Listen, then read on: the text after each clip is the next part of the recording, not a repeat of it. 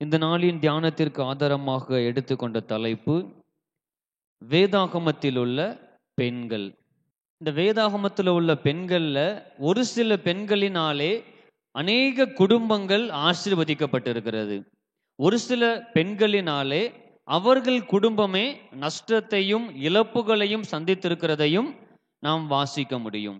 இந்த நாளிலும் கூட குடும்பத்திற்கு நஷ்டத்தை ஏற்படுத்தின பெண்களை குறித்து தியானிக்க போகிறோம். ஒரு குடும்பத்தின் தலைவர் யார்? தகப்பன் அல்லது கணவன். குடும்பத்தின் தலைவி யார்?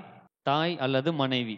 ஒரு குடும்பத்தை நல்வழிப்படுத்துகிற, ஒரு குடும்பத்தை சரியான பாதையில் நடத்துகிற பொறுப்பு தகப்பனுக்கு அதிகமாக இருக்கிறதா, தாய்க்கு அதிகமா இருக்குதா? தாய்க்கு தான் அதிகமா இருக்கிறாங்க. ஒரு பழமொழி சொல்லுவாங்க, ஒரு பெண் நினைத்தால் ஆக்கவும் முடியும், அழிக்கவும் முடியும். ஒரு குடும்பம் செழிப்பா இருக்கிறதுக்கு காரணம் என்னன்னு சொன்னா ஒரு பெண் தான்.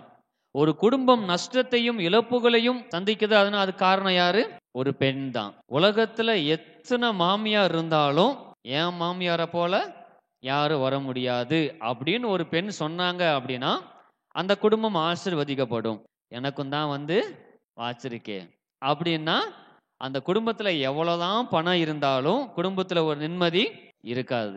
எதிர்த்த வீட்டுக்காரனை பாரு, பக்கத்து வீட்டுக்காரனை பாரு, ஒரு மாசத்துல கார் வாங்கிட்டான், ஒரு வருஷத்துல வீடை கட்டிட்டான், எனக்கும் தான் சொல்லிட்டோம் அப்படின்னா குடும்பத்தில் ஆசீர்வாதம் இருக்காது. ஒரு பெண்ணினால தான் குடும்பம் கட்டப்படுது. இந்த நாளிலும் கூட வேதாகமத்துல ஒரு சில பெண்களுடைய தவறான ஆலோசனையினால குடும்பம் எவ்வளவு பாதிக்கப்பட்டது, குடும்பம் எந்த அளவிற்கு அழிவை சந்தித்தது, அதை குறித்து நம்ம என்ன செய்ய போறோம்? தியானிக்க போறோம். முதலாவதாக சிரேஸ் அப்படின்னு சொல்லி ஒரு பெண். சிரேஸ் அப்படின்னு சொல்லி ஒரு மனைவி அல்லது ஒரு பெண் இருக்கிறாங்க. இவங்களுடைய கணவனார் பெயர் ஆமான். இந்த ஆமான் எங்க வேலை செஞ்சார் அப்படின்னா அகாஸ்வேரு அப்படின்னு சொல்லப்படக்கூடிய ஒரு ராஜாவின் அரண்மனையிலே வேலை செய்தார். இந்த அகாஸ்வேரு 127 நாடுகளுக்கு ராஜா. எஸ்தர் புஸ்தகம் 1ஆம் அதிகாரம் 1ஆம் வசனத்துல வாசித்தோம்னா இந்தியா முதல் எத்தியோப்பியா வரை உள்ள 127 நாடுகளை அரசாண்ட அகாஸ்வேரு அப்படின்னு சொல்லி நம்ம வாசிக்கலாம். இந்த 127 நாடுகளுக்கும் அகாஸ்வேரு ராஜாவா இருக்கிறார். இந்த ராஜாவினுடைய அரண்மனையிலே ஒரு மிகப்பெரிய உத்தியோகத்தில் இருக்கிற ஒரு மனிதன் தான் இந்த ஆமான். ஒவ்வொரு நாளும் இவருக்கென கொடுக்கப்படுகிற பொறுப்புகளும் பதவி உயர்வுகளும் அதிகரித்து கொண்டே போகிறது. இவருடைய பதவி உயர்வை பார்த்த அநேகர் இவரை வணங்க ஆரம்பிக்கிறார்கள். இவர் ராஜ அரண்மனையிலிருந்து வெளியே வந்தார் அப்படின்னு சொன்னா எல்லாரும் என்ன செய்யறாங்க? அவரை தாழ விழுந்து வணங்குறாங்க. இன்றைக்கும் அநேகர் உலக மனிதர்களுடைய காலில் விழுறாங்க. எனக்கு ஒரு காரியம் ஆகணும் அப்படின்னா அவங்க காலில் இன்னைக்கு விழுகிறவங்க அநேகர் இருக்கிறாங்க. ஆனால் வேதத்தில் நம்ம தெளிவாய் வாசிக்கிறோம், வானத்தின் கீழே பூமியின் மேலே எந்த ஒரு சிலையையோ எந்த ஒரு விக்கிரகத்தையோ எந்த ஒரு மனிதனையோ உண்டாக்கவே வேண்டாம் சொல்றார். உண்டாக்கவும் அதை நமஸ்கரிக்கவும் வேண்டாம். இங்க பாருங்க, இந்த ஆமான் என்ன யோசிக்கிறாரு? நான் வெளியே நடந்து வந்தேன் அப்படின்னா எல்லாரும் என்ன செய்யணும்? என்ன வணங்கணும். அந்த அரண்மனையின் வாசல்ல ஒரு மனிதர் உட்கார்ந்து இருக்கிறாரு. அவர் பெயர் மொர்தேகாய். எல்லாரும் ஆமானை வணங்கினாலும் யார் மாத்திரம் ஆமானை வணங்கல? மொர்தேகாய் மாத்திரம் ஆமானை வணங்கவில்லை. ஒரு நாள் ஆகுது, 2 நாள் ஆகுது, இந்த ஆமான் பார்த்துட்டே இருக்கிறாரு. ஒரே ஒரு மனிதர் மாத்திரம் தன்னை வணங்கவில்லை. வேலையாட்களை கூப்பிட்டு கேட்கிறாரு, அந்த மனுஷன் யாரு, எதற்காக என்ன அவன் வணங்க மாட்டான்? அப்ப விசாரிச்சுட்டு சொல்றாங்க. அப்ப அவர் யோசிக்கிறாரு, இந்த குடும்பத்தையும் இந்த மொர்தேகாயையும் அவனுடைய குடும்பத்தையும் எதையாவது செய்யணும் அப்படின்னு யோசிக்கிறாரு. ரொம்ப ஒரு கோபத்தோடு கூட, தினமும் என்ன வணங்க மாட்டானே அப்படின்ற ஒரு கோபத்தோடு கூட வீட்டுக்கு வர்றாரு. வீட்டுல யார் இருக்கிறா? மனைவி இருக்கிறாங்க. இப்ப கணவனார் வீட்டுக்கு கோபமா வந்தாருன்னா மனைவி என்ன செய்வாங்க? என்னங்க திடீர்னு இவ்வளவு கோபமா வர்றீங்களே, வேலை செய்யற இடத்துல என்ன பிரச்சனை அப்படின்னு கேட்பாங்க. அதே போல அந்த மனைவியும் கேட்கிறாங்க, இவ்வளவு கோபமா வர்றீங்களே அரண்மனையில இன்னைக்கு என்ன பிரச்சனை அப்படின்னு கேட்கிறாங்க. அப்ப ஆமான் சொல்றாரு, இந்த மாதிரி அந்த அரண்மனையில இருக்கிற எல்லாரும் என்ன வணங்கினாலும் யார் என்ன வணங்கல? அந்த மொர்தேகாய் மாத்திரம் என்னை வணங்கல அப்படின்னு சொல்றாரு. இதை சொன்ன உடனே அந்த சிரேஸ் ஆமானின் மனைவி என்ன செஞ்சிருக்கணும்? ஒரு நல்ல பெண்ணா இருந்திருந்தாங்க அப்படின்னா, ஒரு நல்ல தாயாக இருந்திருப்பாங்க அப்படின்னா அவங்க என்ன செஞ்சிருக்கணும்? சரி விடுங்க, எல்லாரும் நம்மளை வணங்குறாங்கல்ல, ஒரே ஒருத்தர் தானே வணங்கல, அதையும் நீங்க பெருசா எடுத்துக்கிறீங்க அப்படின்னு சொல்லி இருக்கணும். ஆனா அந்த பெண் என்ன செஞ்சாங்க தெரியுமா? வாசியுங்கள், எஸ்தர் புஸ்தகம் 5ஆம் அதிகாரம் 14ஆம் வசனம். இங்க வாசிக்கிறோம். அங்க சிறை சொல்றாங்க, 50 முழம் தூக்கு மரத்தை உண்டாக்கி ராஜாவுடைய அனுமதியோட அவரை தூக்குல போட்டுருங்க. எதுக்காக? ஒரு மனுஷன் தன்னை வணங்கல அப்படின்றதுக்காக எப்படிப்பட்ட ஒரு தீமையான ஆலோசனையை அங்க சிரேஸ் கொடுக்குறாங்க பாருங்களேன். சரி, மனைவிதான் தவறான ஆலோசனை கொடுக்குறாங்க அப்படின்னா கணவன் என்ன செஞ்சிருக்கலாம்? இதுக்கெல்லாம் போய் இவ்வளவு பெரிய தண்டனை கொடுப்பாங்களா? நம்ம என்ன செய்ய வேணாம், இப்படிலாம் தண்டிக்க வேணாம், மன்னிச்சு விட்டுருவோம் அப்படின்னு என்ன செஞ்சிருக்கணும்? சொல்லி இருக்கணும். மனைவியினுடைய வார்த்தைக்கு அப்படியே கீழ்ப்படிஞ்சு என்ன செய்யறாரு? ஒரு பெரிய தூக்கு மரத்தை உண்டாக்குகிறார். ஆனால் காரியம் எப்படி மாறுது பாருங்களேன். எஸ்தர் 7ஆம் அதிகாரம் 10ஆம் வசனம் வாசிங்க. இங்க வாசிக்கிறோம், ஆமான் மொர்தெகாய்க்காக ஆயத்தம் பண்ணின அந்த தூக்கு மரத்துல ஆமானே என்ன செஞ்சுட்டாங்க? தூக்கி போட்டார்கள். பாருங்க, ஒரு பெண்ணினுடைய தவறான ஆலோசனை அந்த குடும்பத்தை ஒரு மிகப்பெரிய அழிவுக்கு உள்ளாக்கியது. பின்னாடி பார்த்தோம் அப்படின்னு சொன்னா 9ஆம் அதிகாரம் 14ஆம் வசனத்துல வாசிக்கிறோம், இந்த ஆமானுக்கு 10 பிள்ளைகள் இருந்தார்கள். இந்த 10 பிள்ளைகளையும் தூக்கு மரத்திலே போட்டதாக அங்கே வாசிக்கிறோம். பாருங்க, ஒரு சாதாரண காரியம்.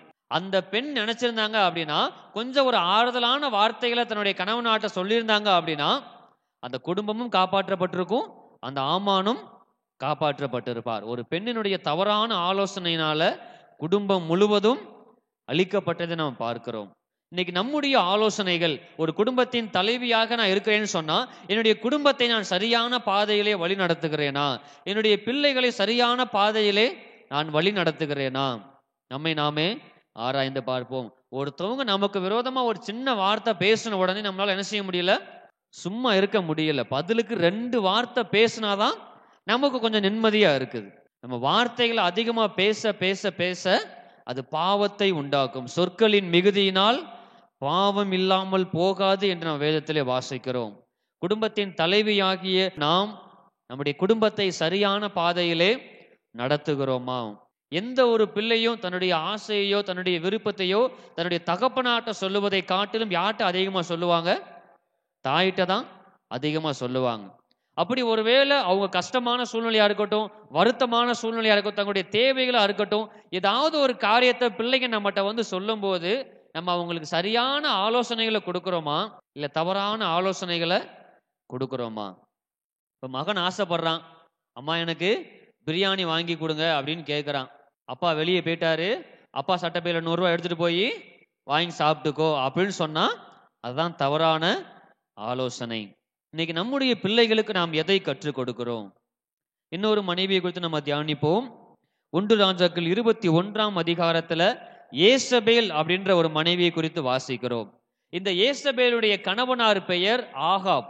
இந்த ஆகாப் யாருன்னு சொன்னா இஸ்ரவேல் தேசத்தை ஆட்சி செய்து கொண்டிருந்த ராஜா. இந்த ஆகாப் ராஜாவினுடைய அரண்மனைக்கு பக்கத்துல ஒரு திராட்சை தோட்டம் இருந்தது. அந்த திராட்சை தோட்டத்தின் உரிமையாளர் பெயர் என்னன்னு சொன்னா நாபோத். இப்ப இந்த ராஜா என்ன யோசிக்கிறாரு? எனக்கு எத்தனையோ திராட்சை தோட்டங்கள் இருந்தாலும் என் அரண்மனைக்கு பக்கத்துல ஒரு திராட்சை தோட்டம் இல்லையே, என் அரண்மனைக்கு பக்கத்துல ஒரு திராட்சை தோட்டம் வேணும்னு சொல்லி அந்த நாபோத்தை பார்த்து கேட்கிறாரு, நாபோத் உன் திராட்சை தோட்டத்தை எனக்கு கொடுத்துரு, அதற்கு சரியான இன்னொரு திராட்சை தோட்டத்தை என்கிட்ட இருக்கிற இன்னொரு திராட்சை தோட்டத்தை நான் என்ன செய்யறேன், உனக்கு கொடுத்துட்றேன் அப்படின்னு சொல்றாரு. அப்படி இல்லையா, அந்த திராட்சை தோட்டம் எத்தனை விலை மதிப்பு பெறுமோ அந்த பணத்தை நான் உனக்கு கொடுத்துறேன் அப்படின்னு ராஜா சொல்றாரு. அப்ப நாபோத் சொல்றாரு, ராஜாவே இது எங்களுடைய பரம்பரை சொத்து, எங்களுடைய மூதாதையர் எனக்காக அதை வச்சுட்டு போயிருக்கிறாங்க, இதை நான் என்ன செய்ய முடியாது, விற்க முடியாது அப்படின்னு சொல்றாரு.